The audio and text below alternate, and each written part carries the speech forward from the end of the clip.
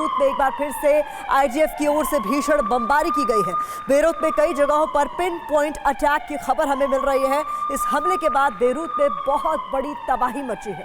Israel के नए हमले में 7 लोगों की मौत की खबर भी सामने आ रही है। तो इस वक्त की बड़ी खबर आपके सामने हम रख रहे हैं, जहां बेरूत में फिर से आईडीएफ की ओर से भीषण बमबारी की गई। बेरूत में कई जगहों पर पिन पॉइंट अटैक किए गए हैं। इस हमलों के बाद बेरूत में बहुत बड़े स्तर पर तबाही की जानकारी हमें मिल रही है। इजराइल के नए हमले में 7 लोगों की मौत हो चुकी है। ये तस्वीरें आप देखिए उसी हमले से जुड़ी हुई, जहां बेरूत में आईडीएफ ने बड़े स्तर पर हमलों को अंजाम दिया है और इन हमलों में 7 लोगों की मौत हो चुकी है। तबाही की ये लेटेस्ट तस्वीरें आपके सामने हम रख रहे हैं। कितने बड़े स्तर पर यहाँ जोरदार हमला बोला गया और इन हमलों में 7 लोगों की मौत हो गई।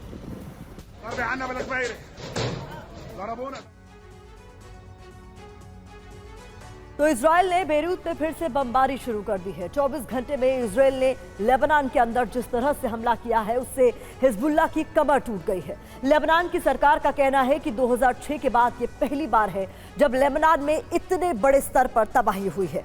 23 सितंबर का दिन हिजबुल्लाह पर कयामत की बरसात हुई। जबरदस्त हवाई हमलों के बाद अब आईडीएफ लेबनान में घुसने जा रही है। सवाल यही है कि क्या ये घुसपैठ आज रात ही होने वाली है। 23 सितंबर 2024 ये तारीख लेबनान के लिए बहुत ही घातक साबित हुई।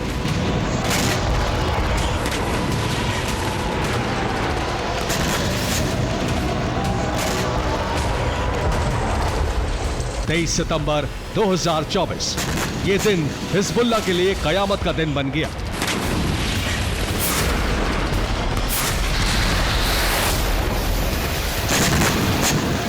इजराइल ने लेबनान में बहुत बड़ा हवाई सैन्य अभियान चलाया।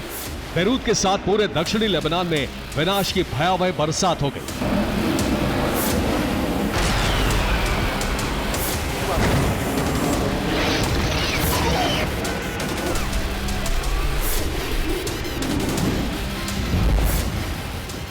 लेबनान के अंदर 2006 के बाद सबसे बड़ी तबाही हो गई। इजराइल ने ऐसा हमला किया जिसकी कल्पना ना तो हिजबुल्लाह ने की थी और ना ही लेबनान ने।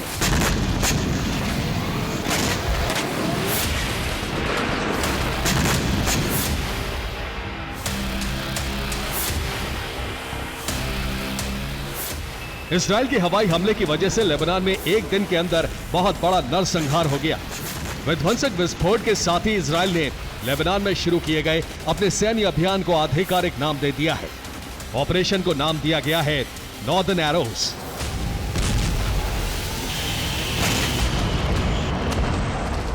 इस ऑपरेशन का मकसद है उत्तरी इजराइल की रक्षा, उत्तरी इजराइल के शहरों को हिजबुल्लाह और उसके हमलों से मुक्त करवाना।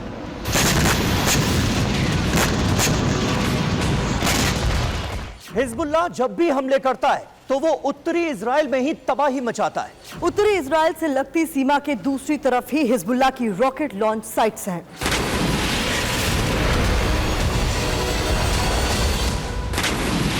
इन्हीं लॉन्च पैड से ही हिजबुल्लाह रॉकेट फायर करता है। यही वजह है कि ऑपरेशन नॉर्दर्न एरोज के तहत हिजबुल्लाह और उसकी सैन्य शक्ति को तहस नहस किया जा रहा है, ताकि उत्तरी इजराइल पर मंडरा रहे विनाश के बड़े खतरे को हमेशा हमेशा के लिए खत्म किया जा सके।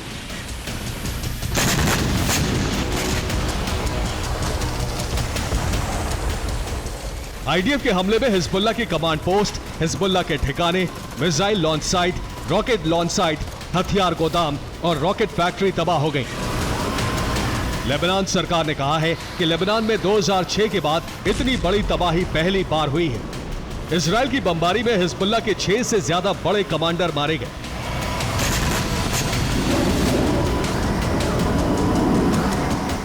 हमले में हिजबुल्लाह के दक्षिणी कमांड के चीफ अली कराकी के भी मारे जाने की रिपोर्ट है। अली कराकी हिजबुल्लाह में तीसरे नंबर का कमांडर था।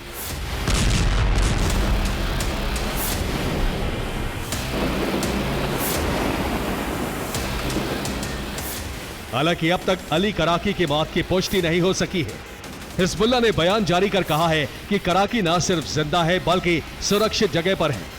इस बीच इजराइल के रक्षा मंत्री योव गैलेंट ने घोषणा कर दी है कि हिजबुल्लाह की टॉप लीडरशिप में अब सिर्फ नसरल्लाह ही बचा है, बाकी सभी मारे जा चुके हैं।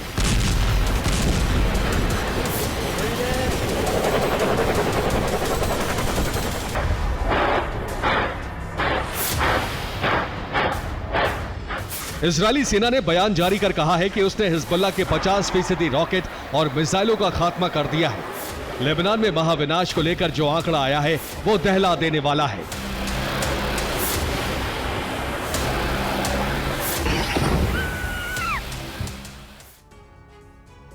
तेईस सितंबर हिजबुल्लाह के लिए कयामत का दिन इसलिए बन गया क्योंकि इजरायली सेना ने लेबनान की धरती पर 1400 से ज्यादा मिसाइलें फायर की।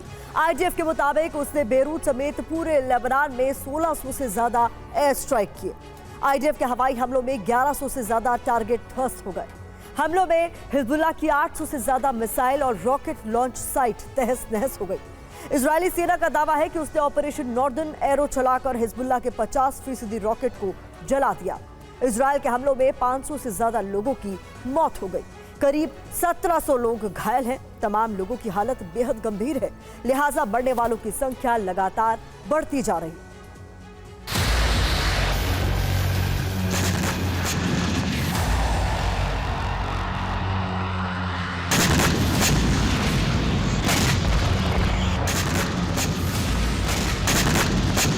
लेबनान में ये तबाही की शुरुआत भर है। आईडीएफ ने बयान जारी कर कहा है कि वो अब अगले चरण की तैयारी कर रही है। इस चरण में हिजबुल्लाह को पूरी तरह से समाप्त करने की तैयारी है।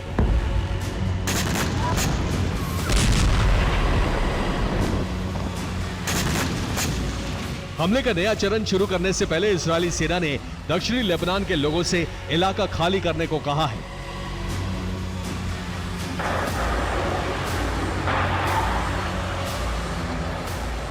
दक्षिणी लेबनान के लोगों को 80,000 ऑटोमेटेड कॉल भेजकर सुरक्षित जगहों पर जाने को कहा गया है। इसके अलावा इजरायली एयरफोर्स ने आसमान से पर्चियां गिराकर लोगों को दक्षिणी लेबनान छोड़ने को कहा है। आईडीएफ के अल्टीमेटम के बाद दक्षिणी लेबनान से लाखों की तादाद में पलायन शुरू हो गया है। पलायन की वजह से हाईवे पर जबरदस्त जाम लग रहा है।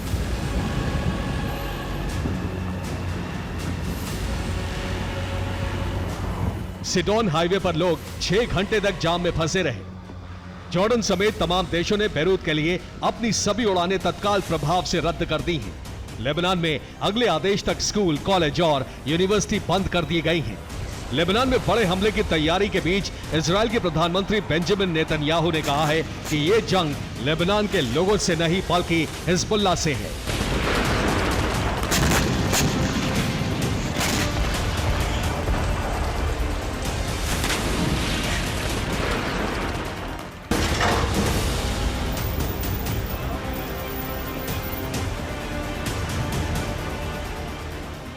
दक्षिणी लेबनान को खाली करने का अल्टीमेटम देने के साथ ही आईडीएफ की एक बड़ी बैठक हुई। इस मीटिंग में इस बात पर चर्चा की गई कि हिजबुल्लाह के खिलाफ किस तरह का सैन्य ऑपरेशन चलाया जाए।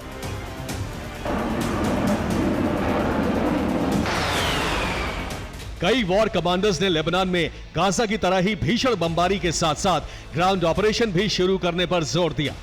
कुछ ने कहा कि हिजबुल्लाह के साथ साथ लेबनान पर भी हमला करना चाहिए।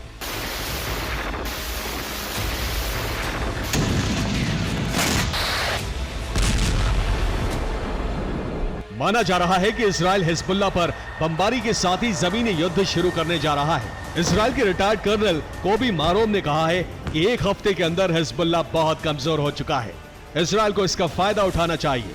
आईडीएफ लेबनान में जल्द से जल्द ग्राउंड ऑपरेशन शुरू करे। नसरल्लाह इस वक्त अकेला है, इसलिए सबसे पहले उसका खात्मा होना चाहिए। उसके बाद हिजबुल्लाह के पूरे नेटवर्क को ध्वस्त करे।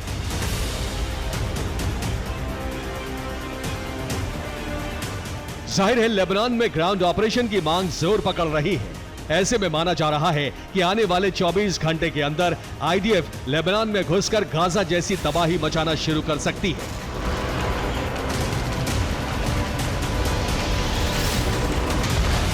इसका मतलब यह हुआ कि विनाश का बहुत बड़ा दरवाजा खुलने जा रहा है। Bureau report, TV9, Bharatvarsh.